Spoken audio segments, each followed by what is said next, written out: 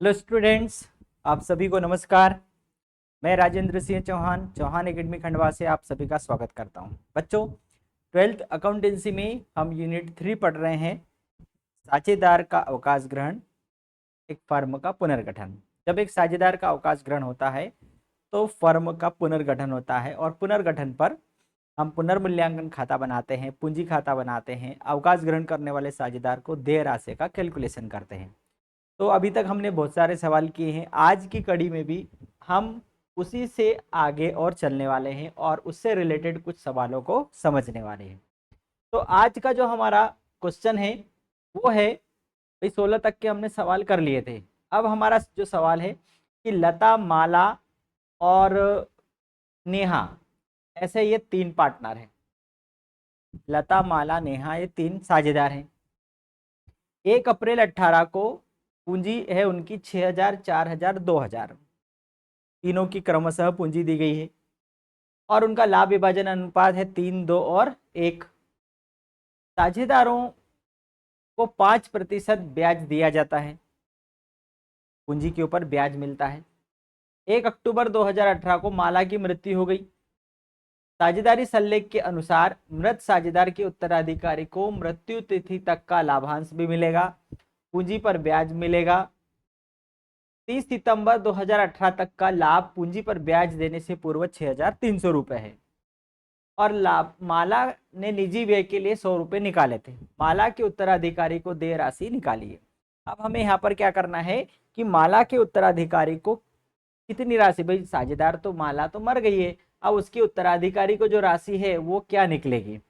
तो जो डेथ जिसकी होती है उसको एक तो पूंजी मिलने का अधिकार है, पूंजी पर ब्याज मिलने का अधिकार है, लाभ जो है उसकी डेथ जिस तारीख को ही वहां तक का लाभ पाने का अधिकारी है। ठीक है, तो ये सारी चीजें उसको मिलने का अधिकार है, जो कि यहाँ पर हम करने वाले हैं। देखो, मालास कैपिटल, अब यहाँ पर हमें उन्होंने क्या पूछा है कि माला के उत्तराधिकारी को देय राशि निकाली है। तो माला के उत्तराधिकारी को राशि दी जाएगी, तो हमें क्या बनाना पड़ेगा, माला का पूंजी खाता बनाना पड़ेगा, मालास कैपिटल अकाउंट। तो सबसे पहले तो हम क्या लेकर के आएंगे, माला की जो कैपिटल है उसका बैलेंस चिट्ठे में से हम लेकर आएंगे। तो उसकी पूंजी है, माला की पूंजी है 4,000 रुपए। क्रेडिट साइड में एक प्रकार से पूंजी खाता हम तीनों का बनाते थे, आप केवल यहाँ पर माला का हिसाब करना है, इसलिए उसको पूंजी दी जाएगी। फिर दूसरा, उसकी जो डेथ हो रही है किस तारीख को हो रही है, 1 अक्टूबर को उसकी मृत्यु हो रही है। तो 1 अक्टूबर का मतलब होता है, अब 1 अप्रैल 2018 से 1 अक्टूबर मतलब 6 महीने हो रहे हैं। अब 4,000 का 5% पूंजी पर ब्याज दिया जाता है। तो यदि हम पूंजी पर ब्याज निकालने जाएंगे तो उसका पूंजी पर ब्याज कितना निकलेगा, 4,000 गुणित 5 गुणित 6 बट्टे 100 गुणित 12। भाई 5% की दर से और 6 महीने का निकलेगा। ये 2 जीरो से 2 जीरो कट गया, 6 से 2 और 2 से ये कर गया 20 बार, 20 पंजे 100 आ गया। मतलब उसका पूंजी पर ब्याज कितना आ गया, 100 रुपये मिलेगा। इंटरेस्ट ऑन कैपिटल 100 रुपये उसको मिलेगा। दूसरी चीज और उसको क्या मिलने वाली है, लाभ। अब पूंजी पर ब्याज देने के पूर्व जो लाभ है कितना है, 6,300।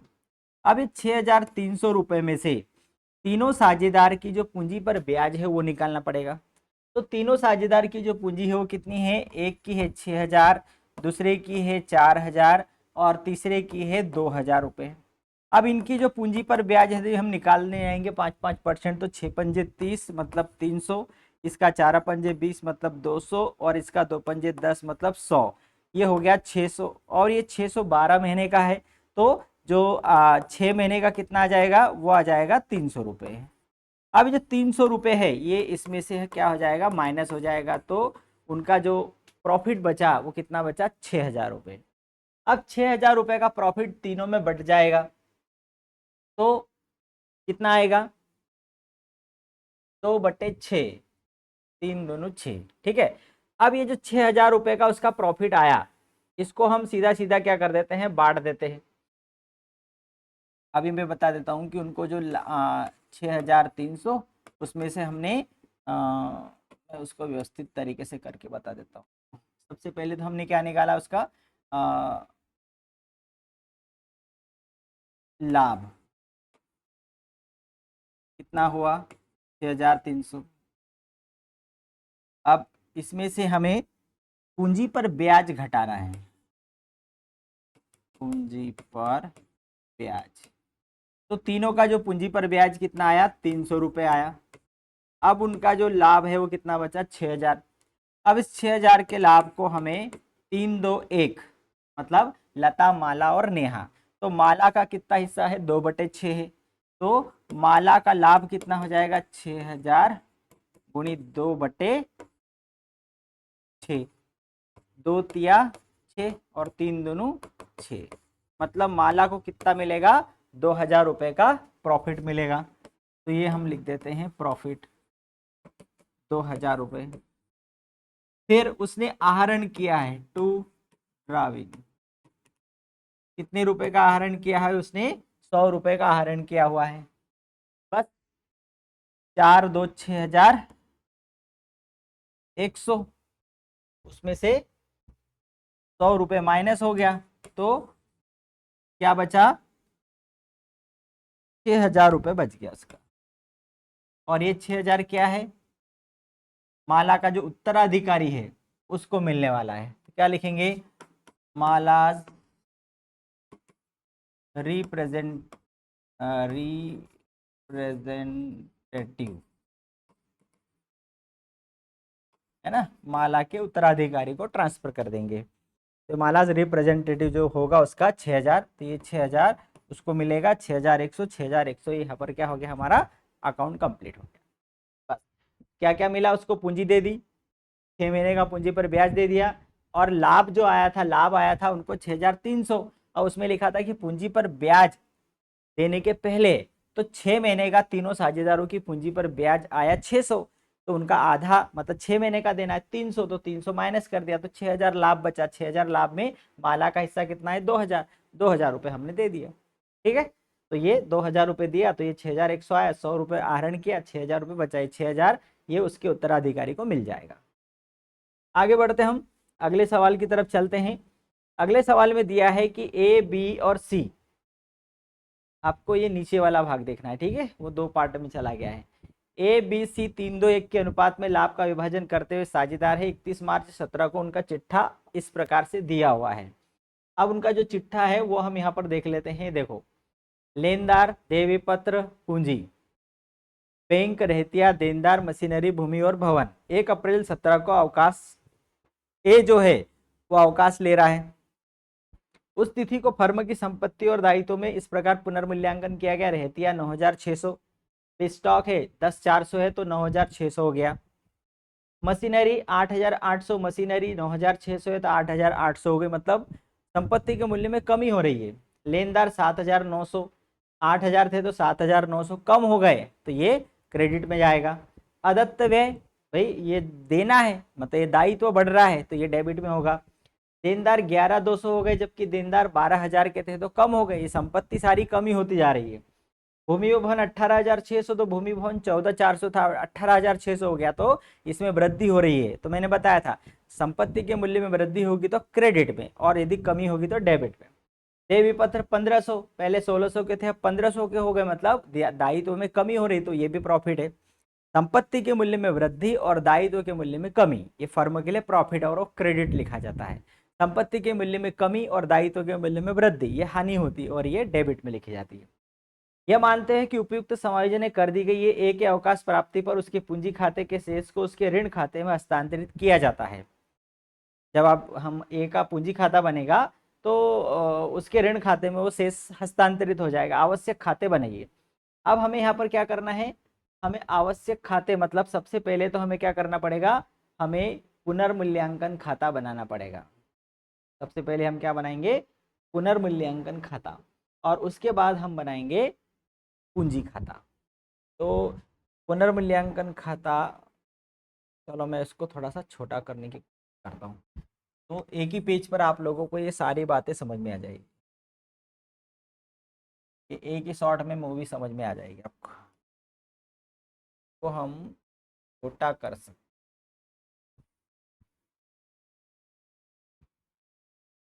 ठीक है। ये हमने इसको बहुत छोटा कर दिया।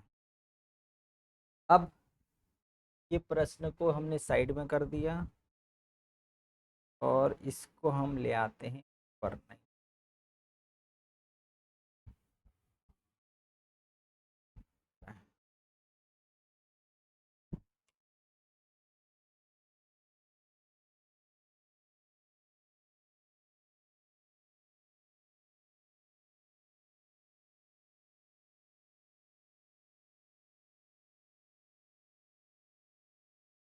हो जाएगा इतने में।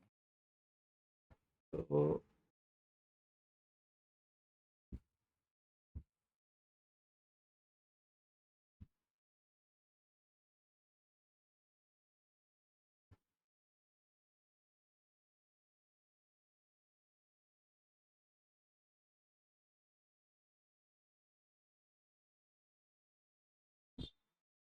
छोटा नहीं करना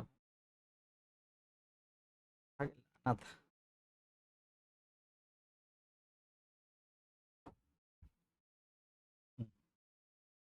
ज़्यादा छोटा हो गया।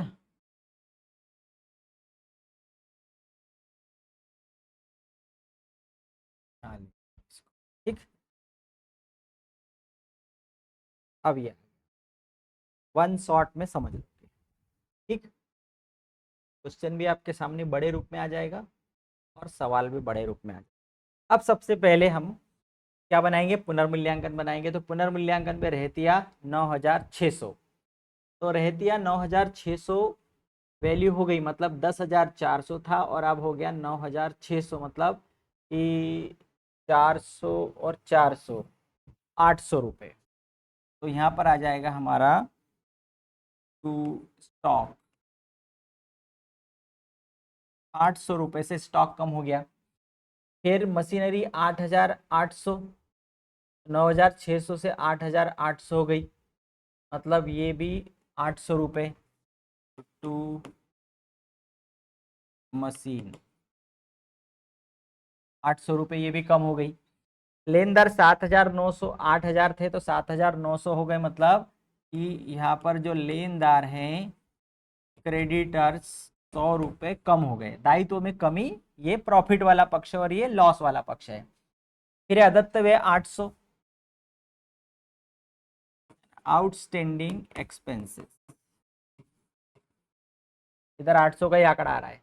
लेनदार 11,200 के हो गए, मतलब इधर भी 800 कम हो गए, सब में 800 उसने कम किया है।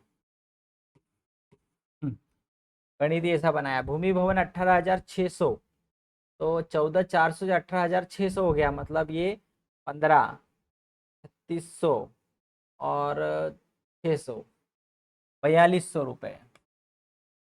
Land and building, land and building 4,200 रुपये से बढ़ गया, इतनी वृद्धि हो गई उसमें। देय पत्र 1,500 का हो गया, 1,600 से 1,500 का हो गया, तो दायित्व में कमी हो रही है। बिल्स पेबल, तो 1,600 से 1,500 हो गया, मतलब 100 रुपये की कमी हो गई इसमें। तो ये है, देखो संपत्ति के मूल्य में कमी हमने इधर लिखी है और संपत्ति के मूल्य में वृद्धि इधर लिखी है।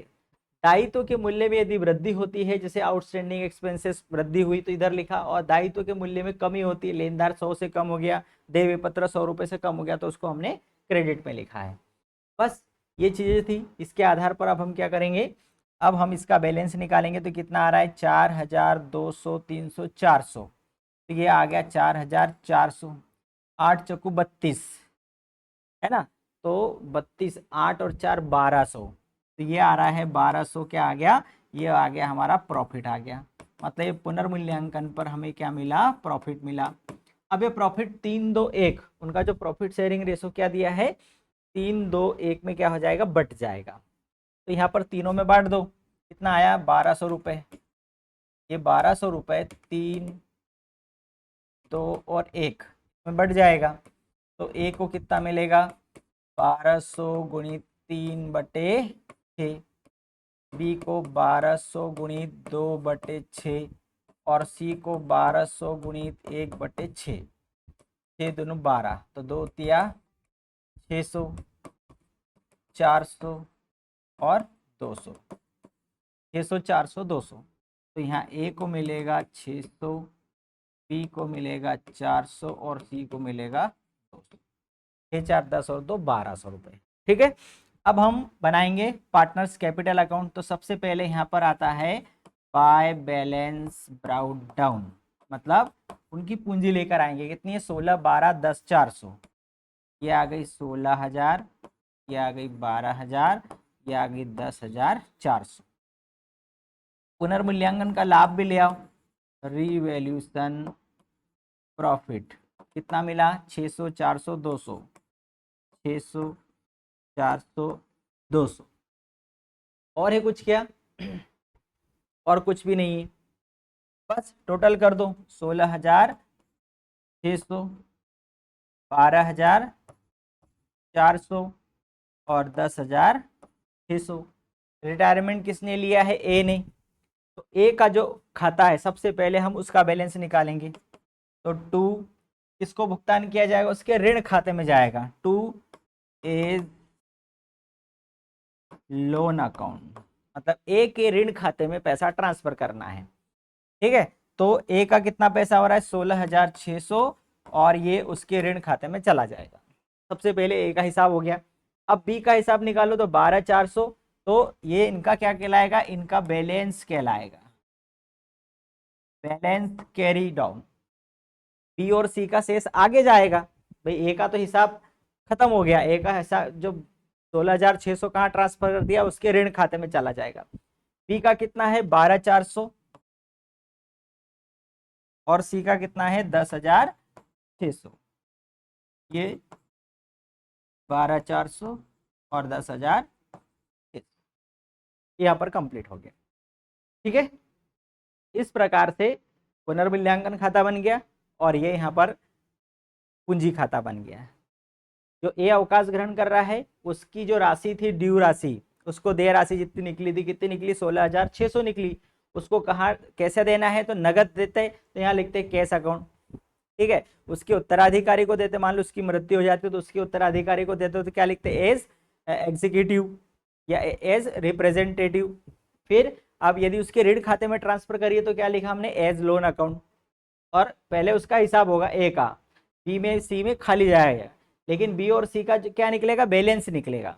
तो बी और सी का बैलेंस है, बैलेंस मतलब वो अगले साल आगे चला जाएगा। जैसे हम यहाँ लाए ना बैलेंस ब्राउट डाउन, अब अगले साल जब बनेगा तो ए तो हट गया है, अब ए का खाता नहीं बनेगा, बी और सी का ही बनेगा। तो उनका बैलेंस आएगा, ये वाला बैलेंस अगली उनकी पूंजी कही जाएगी, 12,400 और 10,600। ठीक है, तो यहाँ पर हमारे पुनर्मूल्यांकन मतलब साझेदार के अवकाश से रिलेटेड पुनर्मूल्यांकन के जो सवाल है वो बहुत सारे सवाल हमने किए हैं, है ना, 12-13 सवाल हमने किए हैं। और ये मेरा जो पीडीएफ है, ये पीडीएफ आप लोगों को उस पर हमारे ऐप के ऊपर मिल जाएगा, वहाँ से आप इसकी प्रैक्टिस कर सकते हो। अगले वीडियो में फिर मिलेंगे, तब तक के लिए नमस्कार।